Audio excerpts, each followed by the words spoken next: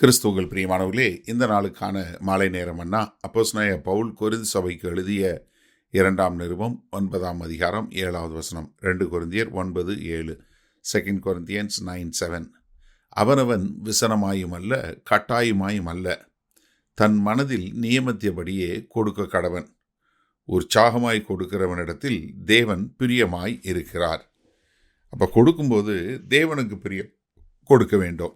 தேவனுக்கு பிரியமாக எப்படி கொடுக்கறது? உற்சாகமாக கொடுக்கணும். எப்படி கொடுக்கக்கூடாது? மனசு கஷ்டப்பட்டு கொடுக்கக்கூடாது. நீங்கள் பழைய ஏற்பாட்டிலேருந்து சில காரியங்கள் வாசிக்கிறேன் பாருங்கள். யாத்திராகமம் 25வது அதிகாரம் 2வது வசனம். இஸ்ரவேல் புத்திரர் எனக்கு காணிக்கையை கொண்டு வரும்படி அவர்களுக்கு சொல்லு. மனப்பூர்வமாய் உற்சாகத்துடன் கொடுப்பவன் எவனோ அவனிடத்தில் எனக்கு காணிக்கையை வாங்குவீர்களாக. எப்படி?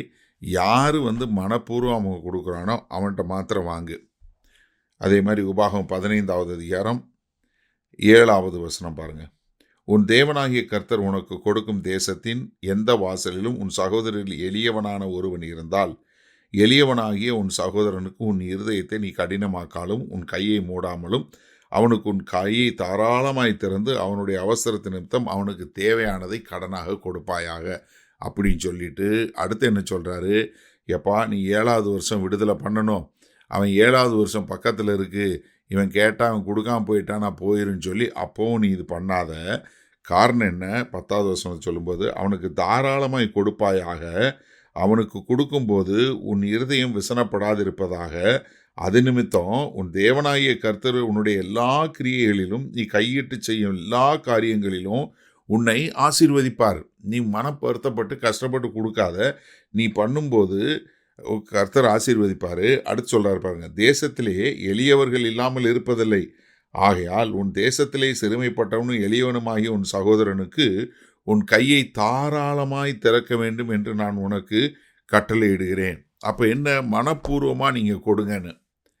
இது 1 நாளாகமம் புஸ்தகம் 29வது அதிகாரத்தில் தாவீது தேவனுக்கு ஆலயம் கட்டன்னு சொல்லும்போது அங்கே எல்லாரும் கொடுக்க சொல்கிறாரு. அப்போ சொல்லும்போது 17வது வசனம் பாருங்கள். என் தேவனே, நீர் இருதயத்தை சோதித்து உத்தம குணத்தில் பிரியமாய் இருக்கிறீர் என்பதை அறிவேன். இவையெல்லாம் நான் உத்தம இருதயத்தோட மனப்பூர்வமாய் கொடுத்தேன். எப்படி? மனப்பூர்வமாய் கொடுத்தேன். இப்பொழுது இங்கே இருக்கிற உம்முடைய ஜனமும் உமக்கு மனப்பூர்வமாய் கொடுக்கிறதை கண்டு சந்தோஷித்தேன். மனப்பூர்வமாக கொடுக்கணும். அதைத்தான் சொல்கிறாரு. நீதிமொழிகள் 11:25 சொல்லும்போது என்ன சொல்கிறாரு? உதாரணக்குள்ள ஆத்துமா செழிக்கும், எவன் தண்ணீர் பாய்ச்சுகிறானோ அவனுக்கு தண்ணீர் பாய்ச்சப்படும். யார்? எவன் தண்ணீர் பாய்ச்சுறானோ அவனுக்கு தண்ணீர் பாய்ச்சப்படும். ரோமர் 12வது அதிகாரம் 8வது வசனத்தில் புத்தி சொல்லுகிறவன் புத்தி சொல்லுகிறதிலும் தரித்திருக்க கடவன், பகிர்ந்து கொடுக்கிறவன் வஞ்சனை இல்லாமல் கொடுக்க கடவன், முதலாளியானவன் ஜாக்கிரதையாக இருக்கிறவன், இரக்கம் செய்கிறவன் உற்சாகத்துடனே செய்ய கடவன். அப்போ என்னென்னா, நம்ம கொடுக்கறது உற்சாகத்தோடு கொடுக்கணும். அதில் தான் தேவன் பிரியமாக இருக்கிறாரு. என்ன? மனசு கஷ்டப்பட்டு கட்டாயப்பட்டு எதுவுமே கொடுக்கக்கூடாது. சரி, இந்த நாளில் இந்த வசனத்தை நம்ம எப்படி எடுத்துக்கொள்வது? இது காணிக்கை கொடுக்கறதுக்காக எழுதலை. மறுபடியும் நான் உங்களுக்கு நினைப்பூட்டுகிறேன். இது ஏழைகளுக்கு, பஞ்சத்தில் வாடுகிற மக்களுக்கு கொடுப்பதற்கு. அப்போது நீங்கள் வேத வசனத்தில் நம்ம பார்க்குறோம், காணிக்கை கொடுத்தாலும் உற்சாகமாக கொடுத்தணும், ஏழைக்கு கடன் கொடுத்தாலும் உற்சாகமாக கொடுத்தணும், தேவாலயம் கட்டுறது கொடுத்தாலும் உற்சாகமாக கொடுக்கணும். அப்போ நீங்கள் என்ன பண்ணக்கூடாது? மனசு கஷ்டப்பட்டுக்கிட்டு வருத்தப்பட்டுட்டு கொடுக்கக்கூடாது. ஏன்னா இன்றைக்கு சில சபைகளில் இன்றைக்கும் தசமபாகம் உண்டுன்னு பிரசங்கிக்கிறாங்க. அது பழைய ஏற்பாட்டு நியமனம், அது கிடையவே கிடையாதுங்கிறது நம்ம நிறைய முறை சொல்லி கொடுத்துருக்குறோம். ஆனால் இன்றைக்கு அவங்க பழைய ஏற்பாட்டில் சொல்ல பிரகாரம் எடுத்துக்கிட்டு எங்களுக்கு தசமபாகம் கொடுக்கணும்னு சொல்லும்போது நீங்கள் சிந்திச்சு பாருங்கள். இன்றைக்கி ஒருத்தர் கஷ்டப்பட்டு சம்பாரித்து எல்லாம் இது பண்ணி மன வருத்தத்தோடு 10% கொடுக்கணும்னு, இப்போ என் பிள்ளை என்கிட்ட கொடுக்கறதுக்கு கஷ்டப்பட்டுக்கிட்டு 10% கொடுக்கணுமேனு வருத்தப்பட்டுட்டு கொண்டு கொடுத்தா அது என்ன சந்தோஷமாக நான் வாங்குவேனா? இல்லை எனக்கு அது பிரியமாக இருக்குமா? கர்த்தர் என்ன நம்ம கொடுக்குற காணிக்கையிலையா பிரியப்பட போகிறாரு? சிந்திச்சு பாருங்க. அவர் கர்த்தர், எல்லாத்தையும் உருவாக்குனது கர்த்தர், எல்லாமே அவருக்கு சொந்தம்.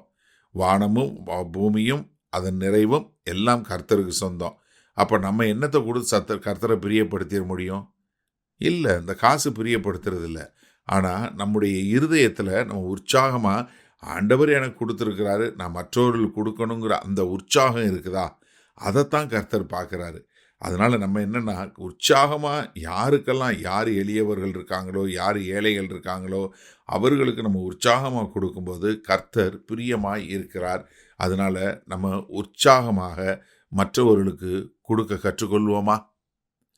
மகா கிருபையும் இரக்கம் நிறைந்த எங்கள் அன்பின் தகப்பனே, நாங்கள் தெளிவாய் புரிந்து கொண்டோம். அது ஏழைகளுக்கு உதவுவதாக இருந்தாலும், கர்த்தருக்கு காணிக்கை செலுத்துவதாக இருந்தாலும், தேவாலயம் கட்டுவதாக இருந்தாலும், எல்லாவற்றிற்கும் உற்சாகமாய் கொடுப்பது ஒன்றே கர்த்தருக்கு பிரியமானது என்பதை புரிந்து கொண்டோம். அதனால் நாங்கள் இனி அதை அறிந்தவர்களாய் புரிந்தவர்களாய் உற்சாகமாய் கொண்டு வந்து கொடுக்க எங்களை ஒப்புக் கொடுக்கிறோம். மீட்பெரும் இரட்சகருமாகிய இயேசு கிறிஸ்துவின் மூலம் பிதாவே, ஆமேன். கர்த்தர் உங்களை ஆசீர்வதிப்பாராக. நாம் நாளை காலை தினசரி தியானத்தில் சந்திப்போம். Good night.